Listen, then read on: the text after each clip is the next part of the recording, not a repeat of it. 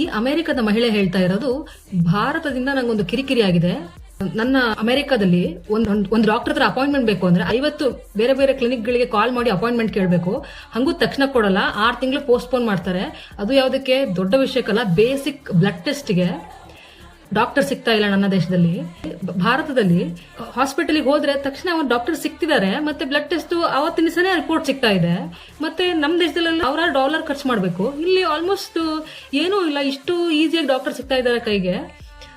ನಂಗೆ ಇದಿಷ್ಟನೇ ಆಗ್ತಿಲ್ಲ. ನಮ್ಮ ದೇಶದಲ್ಲಿ ಎಷ್ಟು ಚೆನ್ನಾಗಿ ಅಡ್ವೆಂಚರಸ್ ಅನ್ಸುತ್ತೆ, ಏನೋ ಸಸ್ಪೆನ್ಸ್ ಅನ್ಸುತ್ತೆ, ಡಿಫ್ರೆಂಟ್ ಅನ್ಸುತ್ತೆ. ನಿಮ್ದು ಇನ್ಸೂರೆನ್ಸ್ ಕ್ಲೇಮ್ ಆಗಲ್ಲ, ಅದು ವರ್ಕ್ ಆಗಲ್ಲ, ಇದು ವರ್ಕ್ ಆಗಲ್ಲ ಅಂತ ಕಾರಣ ಕೊಡ್ತಾರೆ ಒಂದು ಬೇಸಿಕ್ ಡಾಕ್ಟರ್ ಅಪಾಯಿಂಟ್ಮೆಂಟ್ಗೆ. ನಿಮ್ ದೇಶದಲ್ಲಿ ಎಷ್ಟು ಈಸಿಯಾಗಿ ಆಗುತ್ತಲ್ಲ, ನಂಗೆ ಇದಿಷ್ಟನೇ ಆಗ್ತಾ ಇಲ್ಲ, ಇದು ಕಿರಿಕಿರಿ ಆಗ್ತಾ ಇದೆ ಅಂತ ಇವ್ರು ಹೇಳ್ತಾ ಇರೋದು. ಇಷ್ಟಾದ್ಮೇಲೂ ನಮ್ಮ ದೇಶನ US ಜೊತೆ ಕಂಪೇರ್ ಮಾಡಬೇಕು ಅನಿಸ್ತಾ ಇದೆಯಾ ನಿಮಗೆ? ಇಂಪ್ರೂವ್ ಆಗಬಾರ್ದು ಅಂತ ಹೇಳ್ತಾ ಇಲ್ಲ ನಾನು. ಎಲ್ಲರೂ ಇಂಪ್ರೂವ್ ಆಗಬೇಕು. ಅವರು ನಮ್ಮಿಂದ ನೋಡಿ ಕಲಿಯೋದಿರುತ್ತೆ, ನಾವು ಅವರಿಂದ ನೋಡಿ ಕಲಿಯೋದಿರುತ್ತೆ.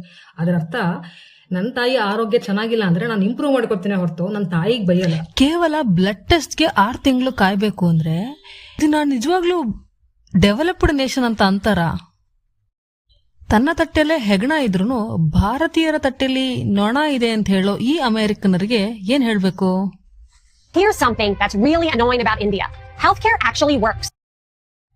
Instead of waiting 6 months for an appointment or paying thousands of dollars just to get basic blood tests done, I can literally walk into a hospital, see a doctor the same day, and pay next to nothing. Where's the suspense? Where's the dramatic, your insurance doesn't cover this moment? It's way more exciting in the US to call 50 different clinics just to beg for an appointment and then go into debt after. India, stop making life so easy. Namaskaram.